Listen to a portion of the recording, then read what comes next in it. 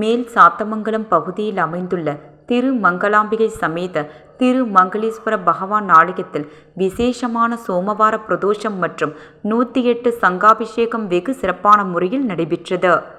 கார்த்திகை மாத திங்கட்கிழமையில் வரும் சோமவாரம் மற்றும் பிரதோஷத்தை முன்னிட்டு மேல் சாந்தமங்கலம் கிராமத்தில் அமைந்துள்ள திருமங்கலாம்பிகை சமேத திருமங்களீஸ்வர பகவான், திருமங்கலாம்பிகை மற்றும் நந்தீஸ்வர பகவானுக்கும் அபிஷேக ஆராதனைகள் நடைபெற்றது.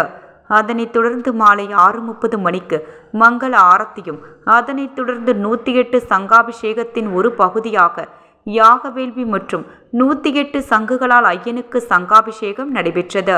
இதில் சுற்று வட்டார பகுதியை சேர்ந்த பக்தர்கள் பூஜையில் கலந்து கொண்டு திருமங்களீஸ்வரர், நந்தீஸ்வரர் அருளை பெற்று சுவாமி தரிசனம் செய்தனர். இந்நிகழ்ச்சியில் உபயதாரர் கோவர்தன், மகாலட்சுமி மற்றும் சண்முகம் சிவசங்கரி குடும்பத்தினர்கள் கலந்து கொண்டு விழாவினை சிறப்பித்தனர். நிகழ்ச்சியை திருவனந்தபுர பக்தர்கள் கலந்து கொண்டு சுவாமி தரிசனம் செய்தனர். இவ்விழாவிற்கான ஏற்பாடுகளை ஆலய நிர்வாகி அரிதேவன் வெகு சிறப்பான முறையில் செய்திருந்தார். தொடர்ந்து இவ்விழாவில் கலந்து கொண்ட பக்தர்கள் அனைவருக்கும் அன்னதானம் வழங்கப்பட்டது.